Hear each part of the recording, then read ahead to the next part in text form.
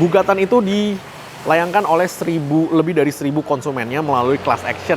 Class action itu jadi kayak rame-rame konsumen menandatangani petisi untuk lembaga perlindungan konsumen untuk menggugat si yang pegang merek ini. Lu pakai sistem auto driving ya, lu sendiri deg-degan nggak sih? Maksudnya lu masuk tol lagi sepi gitu kan, lagi banyak jalan, oke.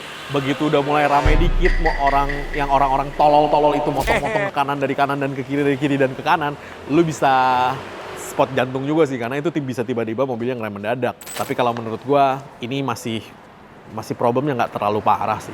Yang problem parah tuh yang di Indonesia yang gue tahu Hyundai ya, sampai bener-bener mobilnya mati blek. Habis lagi dipakai dibawa kemana gitu kan, tiba-tiba mati blek, kagak bisa dinyalain lagi.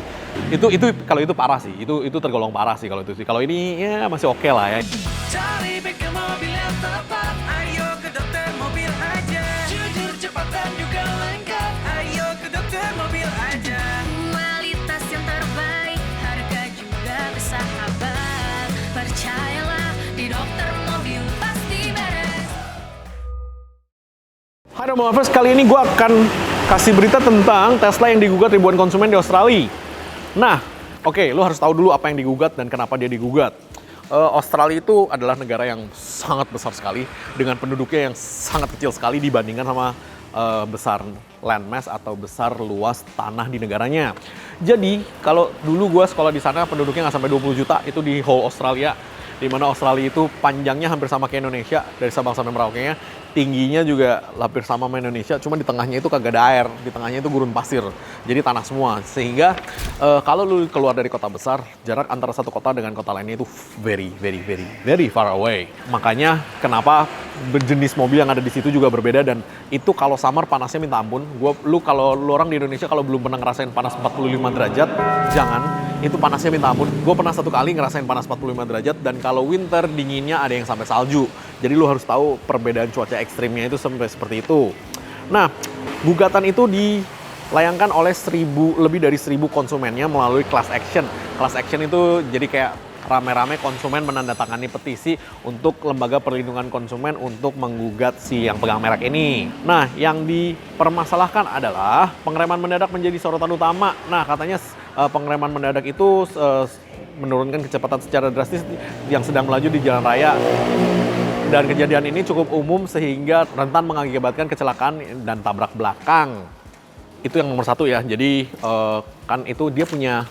Jadi ini sebenarnya ini juga gue alamin sih. Jadi beberapa tahun lalu ketika gue ke Amerika yang gue nonton sama itu kan kita ada rental mobil ya, mobil Ford ya kalau nggak salah ya. Nah, mobil Ford ini tuh dia ada safety braking assist namanya.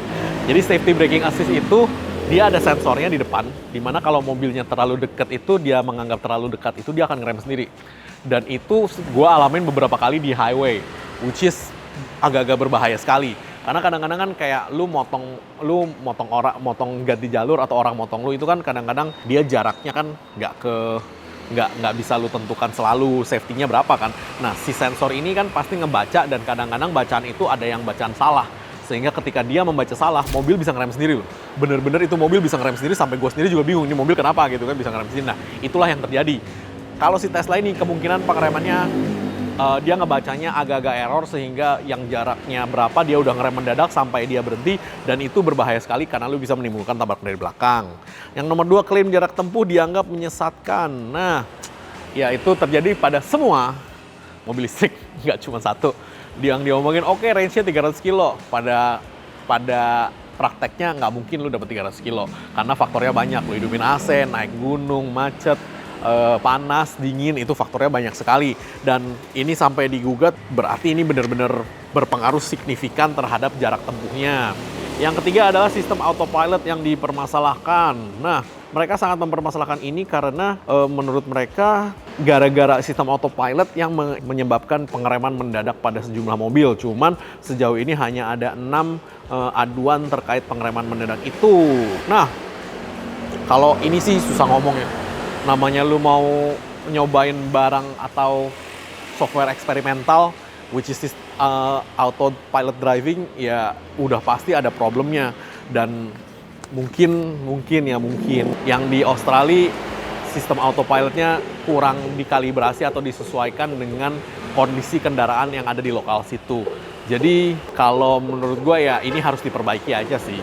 Kalau sistem autopilotnya, kalau gua sendiri di Indonesia ya, lu pakai sistem auto driving ya, lu sendiri deg-degan nggak sih? Maksudnya lu masuk tol lagi sepi gitu kan, lagi banyak jalan, oke. Begitu udah mulai rame dikit, mau orang-orang tolol-tolol itu motong-motong ke kanan dari kanan dan ke kiri, dari kiri dan ke kanan, lu bisa spot jantung juga sih, karena itu bisa tiba-tiba mobilnya ngerem mendadak. Kalau ditanya ini rusaknya dari mana? Kalau untuk masalah software, pengereman mendadak dan autopilot kayaknya dari pabrik, jadi itu bisa dikalibrasi. Kalau masalah klaim jarak tempuh, itu lu spekulasi sendiri deh. Karena yang namanya jarak tempuh mobilnya nggak mungkin sama seperti yang di advertise. Tetapi perbedaannya berapa jauh kan, kalau sampai diklaim sama mereka ya berarti cukup signifikan sih.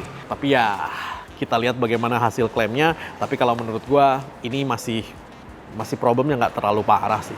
Yang problem parah tuh yang di Indonesia yang gue tahu Hyundai ya, sampai bener-bener mobilnya mati blek. Habis lagi dipakai dibawa kemana gitu kan, tiba-tiba mati blek, kagak bisa dinyalain lagi. Itu kalau itu parah sih, itu tergolong parah sih kalau itu sih. Kalau ini ya masih oke lah ya, ini masih bisa diperbaiki sedikit dengan di update software dan dikalibrasi ulang kalau menurut gue. Kalau jarak tempuh sayang sekali tidak bisa dilakukan apa-apa ya. Jadi bagaimana menurut pendapat kalian untuk lu orang yang pengen beli mobil listrik dan lu orang yang sudah beli mobil listrik, silahkan komen di kolom komentar di bawah ini. Jangan lupa subscribe, like, dan komen di YouTube kami. Thanks.